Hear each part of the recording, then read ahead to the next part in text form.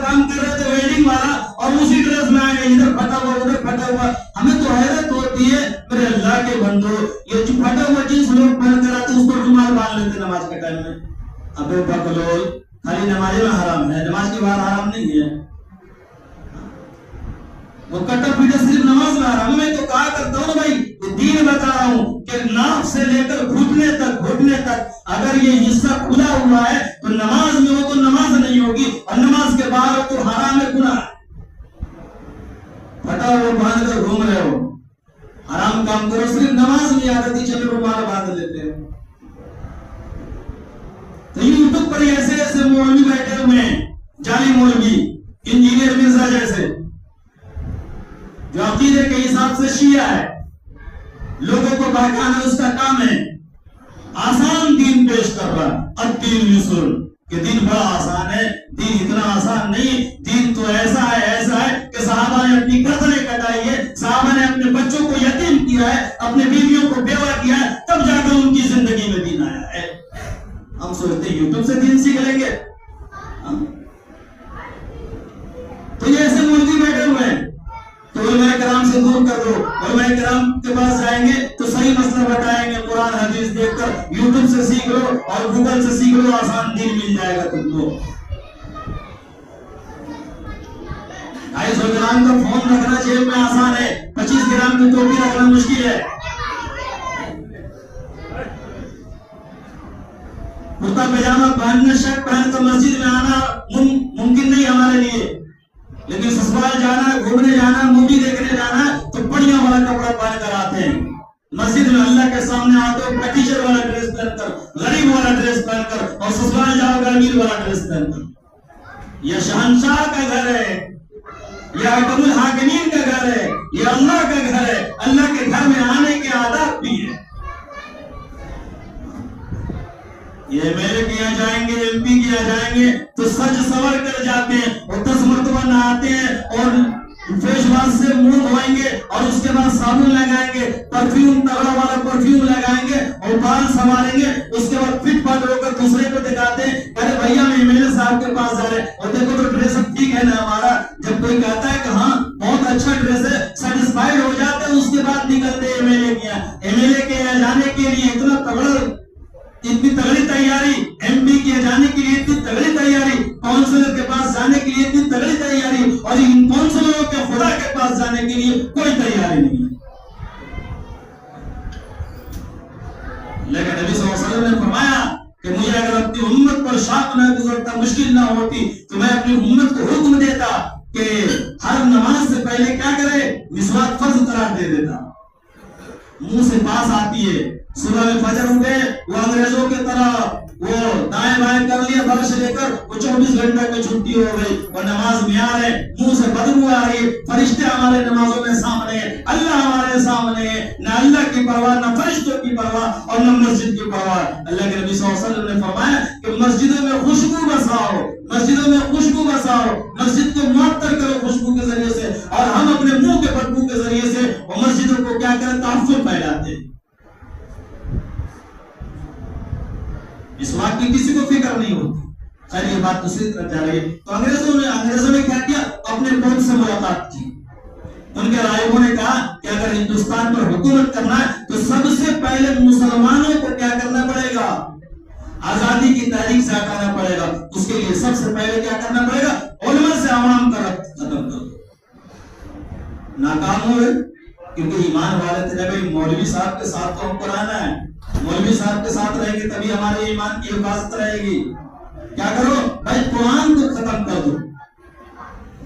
تو مدرسے توڑنا شروع کی, جیسے یسوع کے مدرسے توڑے جا رہے ہیں نا, یہی ہے ایمان سے دور کرنا. یہ انگریزوں کی, یہودیوں کی چال ہے. کیا یہ یہودیوں کی چال ہے؟ یہ اوقات پر جو ناجائز قبضہ کرنے کی کوشش کی جا رہی ہے, یہ یہودیوں کی چال ہے.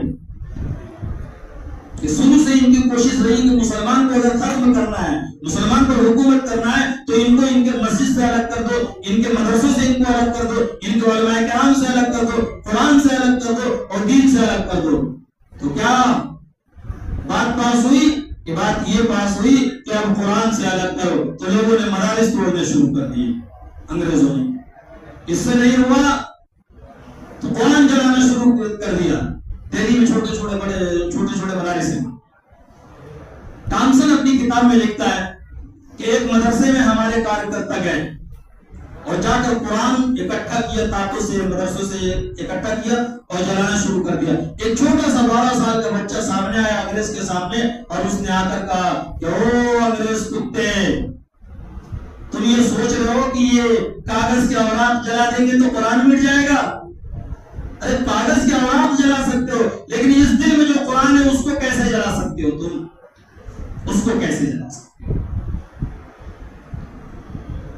बस में मैं क्या कर रहा था कि 2 मस्जिद है, एक तो कुरान और दूसरी 2 मस्जिद। इन्ना नहनु नज़्ज़लना ज़िक्र व इन्ना लहु लहाफ़िज़ून। अल्लाह ने फरमाया हम कुरान नाज़िल किए और कुरान की हिफाजत हम ही करेंगे। वैसे मस्जिद हराम और मस्जिद नबवी 2 मस्जिदें ऐसी हैं जिनकी हिफाजत की जिम्मेदारी अल्लाह ने ले रखी है, और बैतुल मक़दिस और इसके अलावा दीगर जितनी मसाजिद हैं इसकी हिफाजत की जिम्मेदारी उम्मत पर छोड़ रखी है। अब उम्मत अपने ईमान के मुताबिक इन मस्जिदों को क्या करेगी? हिफाजत करेगी। तो अब्राह ने क्या किया? चढ़ाई किया। चलो चढ़ाई करते हैं। अल्लाह तबारक व तआला ने अबाबील परिंदों को भेजा, छोटे छोटे परिंदे, अबाबील छोटे छोटे परिंदे होते हैं, और आसमानी से अल्लाह तबारक व तआला ने जो भेजा, उनके दोनों पंजों में छोटे छोटे पत्थर, छोटी छोटी कंकरियां, और एक मुंह में, चोंच में 3 पत्थर, एक परिंदा 3 पत्थर, और वो जो बादल की तरह बिल्कुल आकर जम गए परिंदे, अबाबील परिंदे लश्कर पर। और वहां से जो उन्होंने कंकरियां गिराना शुरू की है ना, परिंदों ने जो कंकरियां गिराना शुरू की है, अब्राहा और उसके लोगों ने कहा कि वो कंकरियां इतनी स्पीड से गिर रही थी कि इस वक्त अगर कहा जाए कि AK-47 की जो स्पीड होती है ना, उस स्पीड से वो कंकरियां गिरी हैं। अल्लाह फरमाता कि कंकरी इतनी तेज गिरी है, तो जिसके सर पर गिरी है ना कंकरी, तो यहाँ से गिरी है तो बिल्कुल पैखाने के रास्ते से कंकरी बाहर आ गई है, और 2-4 कंकरी गिरी है अगर उसके पीठ पर, तो क्या हुआ? बिल्कुल वो खाए हुए भूसे की तरह हो गया। भूसा होता है ना जो गोबर की तरह वो लोग हो गए। इतनी तेज कंकरियां गिरी और उसके बाद जिस्म उनके बिल्कुल चेथड़े हो गए, जैसे बम मारा जाता है बिल्कुल चेथड़े निकल जाती है, जिस्म के चेथड़े हो जाते हैं वैसे उनके चेथड़े निकल गए। वो हाथी वैसे मर गए। अल्लाह तबारक व तआला ने अपने घर की हिफाजत की और क़यामत तक करता रहेगा। लेकिन बाकी जो मस्जिदें हैं इनकी हिफाजत की जिम्मेदारी हम पर और आप पर है। कि अब अल्लाह तबारक व तआला देख रहा है कि अपनी मस्जिदों के खातिर ये कितने मुतहर्रिक हैं। तो मैं क्या कह रहा था, अल्लाह के नबी सल्लल्लाहु अलैहि वसल्लम की पैदाइश, हुजूर अकरम सल्लल्लाहु अलैहि वसल्लम की पैदाइश से 50 दिन पहले का ये वाक़या है।